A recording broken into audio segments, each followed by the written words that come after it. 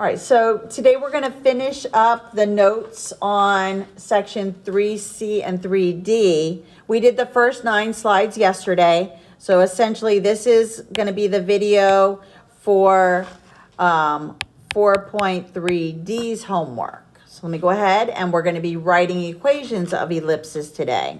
So I did the first 9 slides with you yesterday. And our first example is asking us to find the equation of the ellipse given that the center is at 0, 0. You have your foci located at 0, plus or minus 3. And then the major axis length is equal to 8. Now remember on the slide yesterday, on one of the slides it said that the major axis was always equal to 2 times a.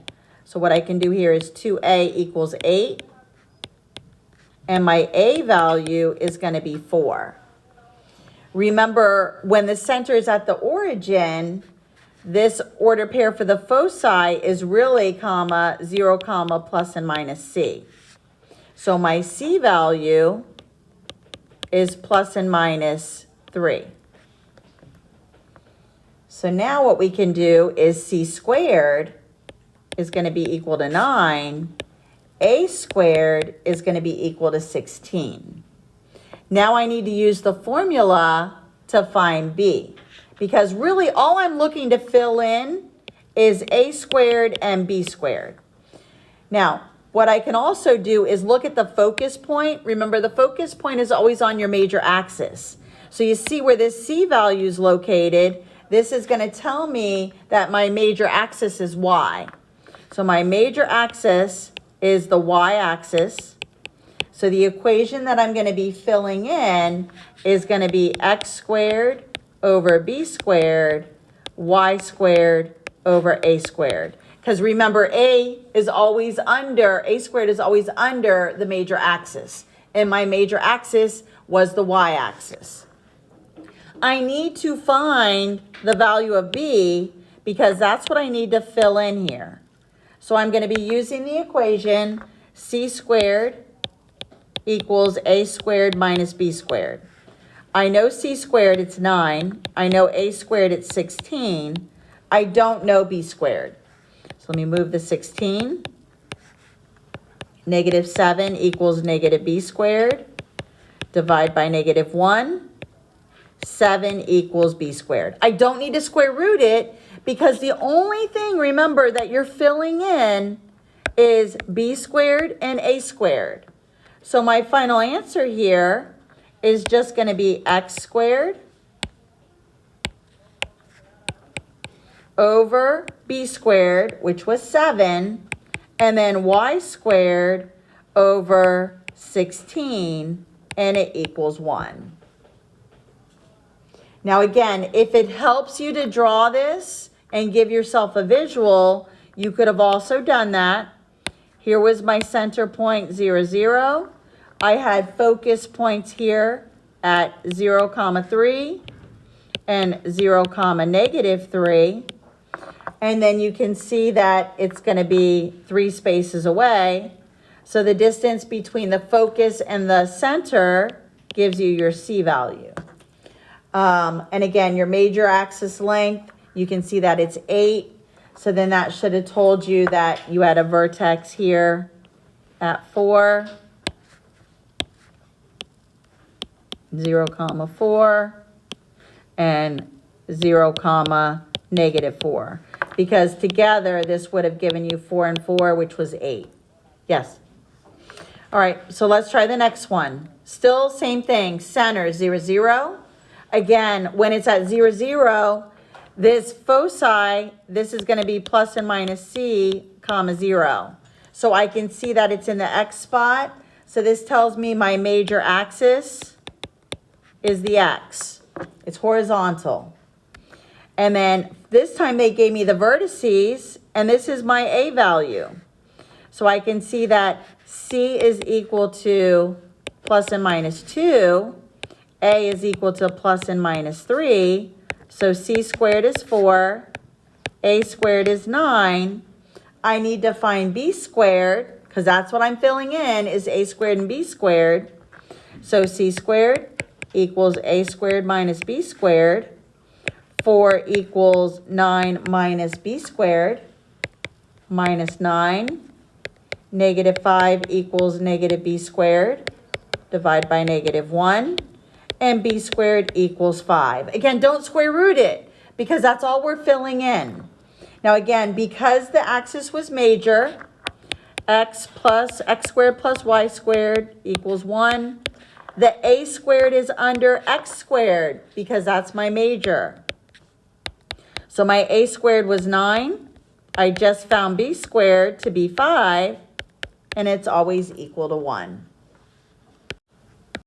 All right, so for number 7, again, the vertices, since it's got a 0 here, this is going to tell you, since the number is in the y spot, this is the major axis is going to be vertical, which is the y-axis.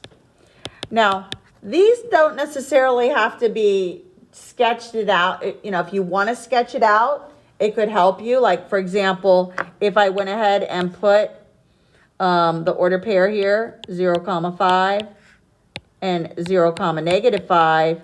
These are my vertices. And remember, your vertices are always the endpoints of the major axis. So this is how you can tell that the two vertices are on top of each other, up and down. So this is why you would can tell that it's the major axis is y. And then this time they're giving me an order pair. So again, this one's a little bit more challenging, because again, we need to solve for something other than just a. So I already know my a, that's coming from here. My a is plus and minus 5. So my a squared is going to equal 25. But I still don't know anything about b squared, and that's what I need to solve for. So since my major axis is vertical, I'm going to set it up as x squared with the b squared underneath, and then the a squared's under the y because it's vertical. And now let me replace my numbers. So I'm putting in the order pair for x, so 4 squared. I don't know b squared. Y is 2. And then my a squared is 25. So this one's a little bit more challenging, because we got to get that b squared out of the bottom of the fraction. So I'm going to get 16 over b squared. 4 over 25 equals 1. My goal is to isolate b squared. So I'm going to subtract 4 over 25. I'm going to change my whole number 1, and I'm going to make it 25 over 25, just to make my subtraction easier. So 16 over b squared equals 21 over 25. Now, whenever I have two fractions equal to each other, I'm going to solve this as a proportion. Now, you could also multiply both sides by b squared to get it out of the bottom, but I'm actually just going to multiply diagonally. This times this times this. So I get 21b squared is equal to 16 times 25, which is 400, divide by 21, and b squared is equal to 400 over 21. I do not need to find the square root of this because I want b squared. So now that I have b squared, I can go back and fill everything into my formula. So I'm going to put x squared over 400 over 21 plus y squared over the 25 equals 1. Now, you had questions like this in WebAssign where they had a fraction in the denominator.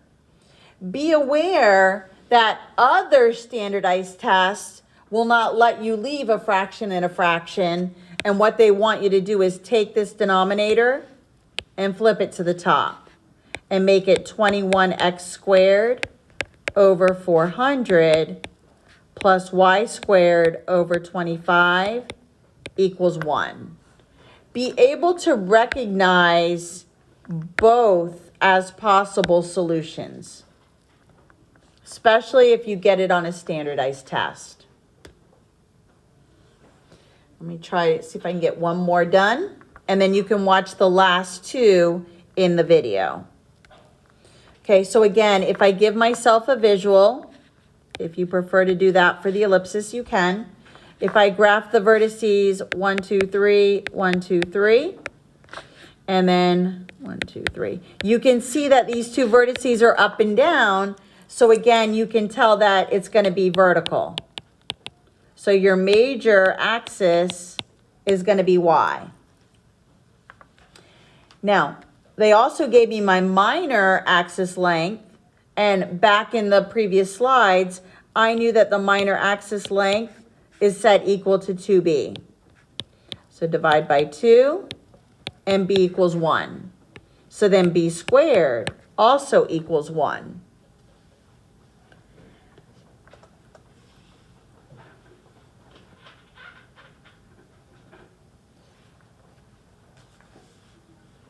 Now, the next thing I need to do is I could figure out that really my midpoint of my two vertices is going to be my center. So you could either choose to do the midpoint formula of these two vertices to get the center, or since we graphed it, we could actually see that the center is right here.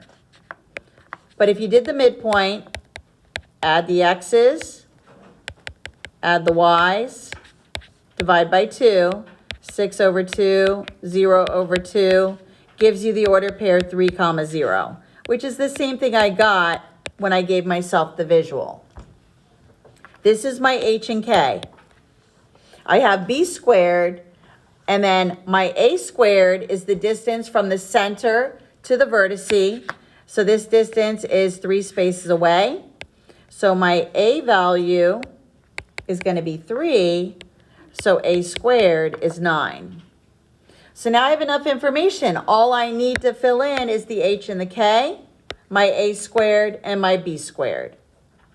So my final answer here is going to be x minus 3 squared, because my major axis was x, plus y minus 0, and then again, this is over 9. This had a 1. And then again, I could drop the 1 and drop the 0.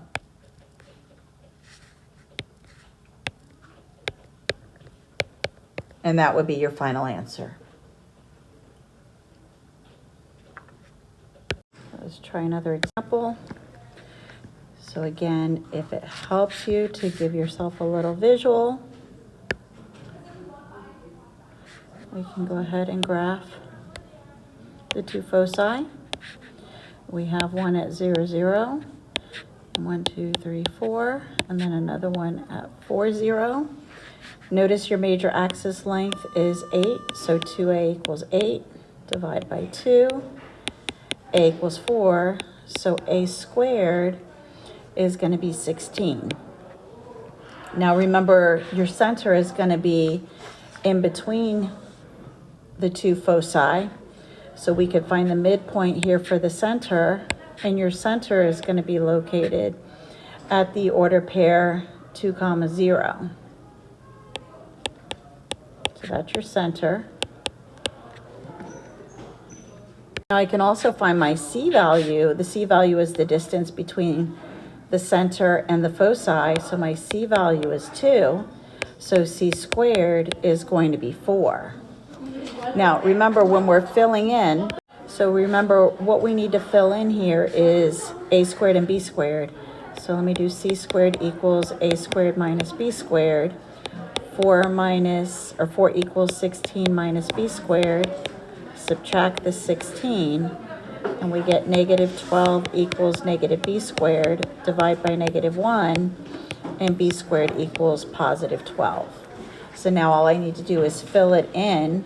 Again, remember your major axis here. Notice the focus points were along the x-axis, so the major axis is x. So it's x minus h squared over a squared plus y minus k squared over b squared, and then fill in. So x minus 2 squared over 16 plus y minus 0. So I'm just going to put y squared over 12 equals 1. And we just have one more example now to complete. Okay, so for the last example, we can go ahead and graph our given information. Let's graph the foci. And remember, the center is going to be the midpoint of the foci. So if I take the two coordinates and do the midpoint formula, add the two zeros, add 0 plus 8, I get 0, 4. So my center point is 0, 4. And then I can also calculate the p-value, or the c-value, sorry. The c-value is going to be the distance from the center to the foci. And my c-value here is going to be 4. So c squared is equal to 16. Remember before we saw that the major axis length was equal to 2a. So 2a equals 16. Divide by 2. My a value is 8, so a squared is 64. Remember, when we're filling in the equation, we need a squared and b squared. So let's go ahead and plug it into the equation. C squared equals a squared minus b squared.